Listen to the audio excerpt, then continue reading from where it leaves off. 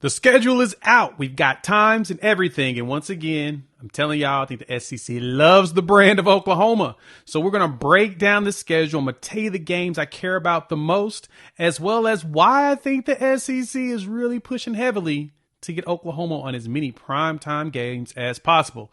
Let's dive into that. Before we do that, welcome to Unfair Sports. I'm your host, Jay.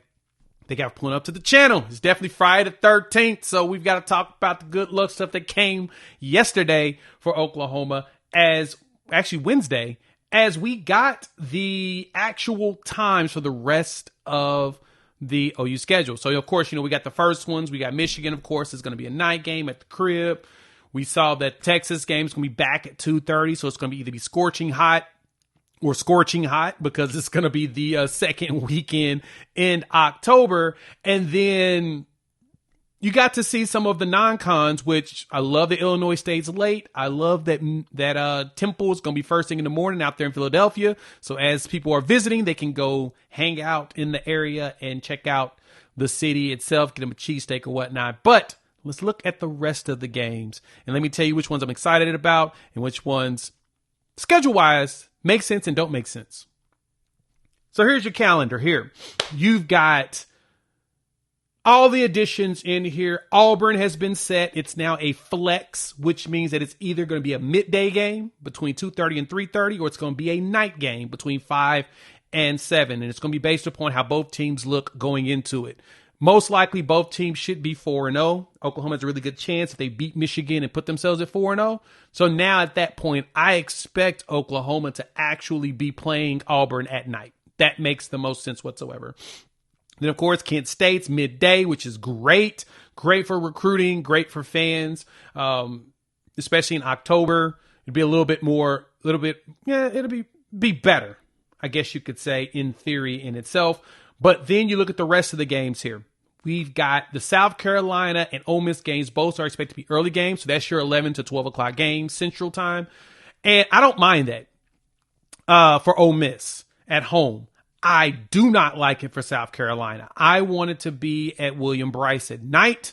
That would have been awesome. And I also would have been able to make the game. But looks like I'm going to be able to make that game at all just because they did me dirty by doing a early game against South Carolina. But never fails. It's okay. Something may break and your boy gets lucky. So we'll see how that goes or whatnot. Tennessee's a flex. So there's a very good chance that that's going to be a mid to late game. Most likely midday. I don't know how Tennessee's going to fare or us in comparison, but I don't know if Tennessee's going to fare with a new quarterback to where they're in a position to force that to be a night game. But hey, could be. I mean, the last time we played at Neyland Stadium, it was explosive, and the SEC wants to take advantage of the eyeballs they get from that matchup, especially as it's a rematch from last season. The Alabama game is going to be at night. Definitely. After them coming to Norman for a night game, I expect that one to also be a night game and a revenge opportunity.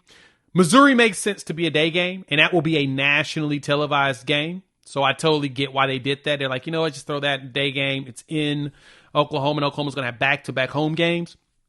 So it's not bad, and it's right before Thanksgiving. So a high school football season should be over, so visiting should not be hard at that point for the most part. And then the LSU game, which will be a flex, and I expect that also to be a night game. Now, there's a lot of games that weekend that's going to be, make things a little difficult. But I think the one game that, the couple of games, actually, you got Ole Miss, Mississippi State, as well as Texas A&M, because those games are most likely going to be night games. Going to be on Thanksgiving, midday and night. I think Ole Miss and Mississippi State, I think they play Friday. So whatevs.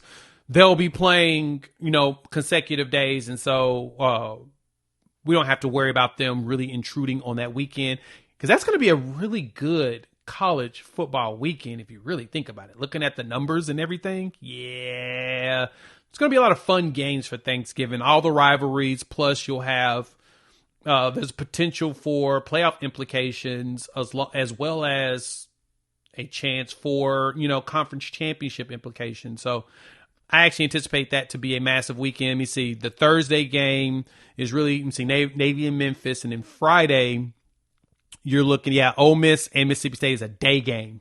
It's 11 o'clock kickoff. Texas and Texas A&M is a night game. Stinky. I wanted the Egg Bowl on Thanksgiving, but I guess I'll just be watching the NFL and watching some of Navy and Memphis, the finale playing. But that's the initial schedule. Let me know what y'all think. Hop in the comments. Let me know your thoughts. Not list, whatever.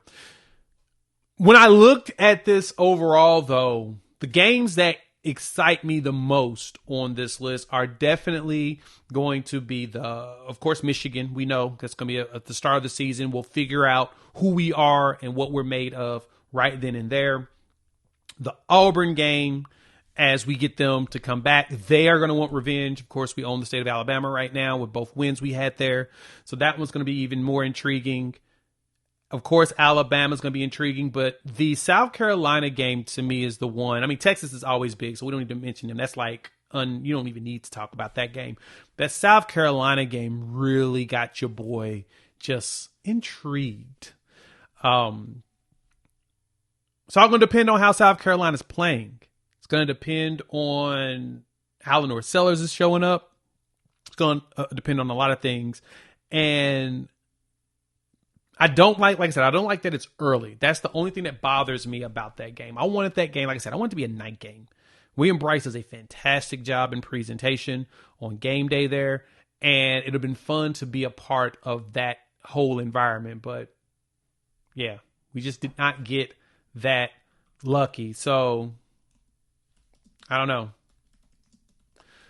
If anything, regardless, it's going to be a fun game. I was looking over at Texas's, and I think they have the opportunity for one big game at home under the lights, and that's going to be the A&M game. The rest of their schedule, they got to flex with Florida, and I think Florida's going to actually be really – actually, that's on the road, so never mind. That doesn't count at all. Their home games, Vanderbilt's a day game. Arkansas's going to definitely be a midday game. They'll get the 2 o'clock to 3:30 treatment, 2:30, 3:30 treatment on that one. The A&M was the only one really that's going to be the night game that we know is going to happen. And, we'll see if Pittman keeps his job. Maybe get us something good. But I think Oklahoma's going to have a lot of time on the national stage, especially at the crib. Auburn's definitely going to be night.